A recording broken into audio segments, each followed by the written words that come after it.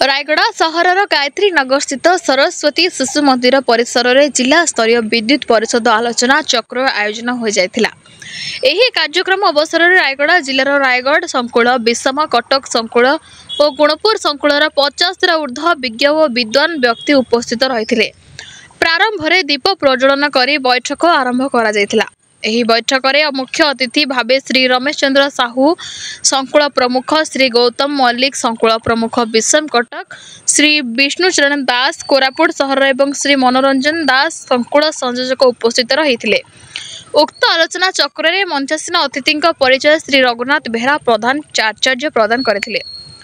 उपस्थित कार्यकर्ता माने गणमाध्यम भूमिका विषय अति सुंदर मतामत रखिथिले, जहाँकि सामाजिक गणमाध्यम उपयुक्त व्यवहार और राष्ट्र निर्माण और नागरिकों संबंध में आलोकपात करथिले।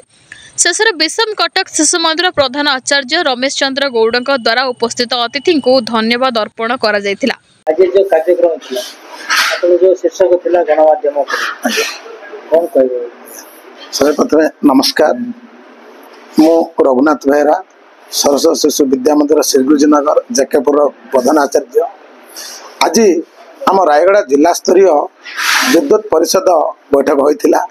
एथिरे मोट रायगड़ा जिलार 19टी शिशु विद्या मंदिर प्रति विद्यालय 4 जन लेखाएं विद्वान व्यक्ति उपस्थित थिले। सेमानक भितरे बहुत सुंदर मतामत रखिथिले। जो मतामत भितरे थिला विषय थिला गणमाध्यम आमको केते दूर सक्रियता सहित आम मानक आगक नौची एवं राष्ट्र गठन रे पिला मानकर भूमिका रोची, सेथिरे गणमाध्यम केते साहाय्य सहयोग करुची, जहा फल कि आम शिक्षा विकास समिति आनुकूल्य रे जो शिशु मंदिर गुड़िक परिचालित होउची सेथिरे गणमाध्यम भूमिका केते जे गुरुत्वपूर्ण ता आज आमको ये आलोचना रे मिलिथिला। धन्यवाद। कार्यक्रम आपण कले कोन पय कले तार मुख्य उद्देश्य कोन? आज थिला रायगड़ा मो परिचय होची रमेश चंद्र साहू संकुल प्रमुख रायगड़ा। आउ आज आमर थिला रायगड़ा जिला विद्युत परिषद बैठक या स्थानीय गायत्री नगर शिशु विद्या मंदिर ठारे आयोजित होता। एटारे रायगड़ा जिलार समस्त 19 गोटी शिशु विद्या मंदिर 4 जन व्यक्ति को आह्वान करा जायतिला। प्रत्येक विद्युत परिषद सभापति और संपादक ता छड़ा 2 जन विद्युत परिषद कर्मी को आह्वान करा जायतिला।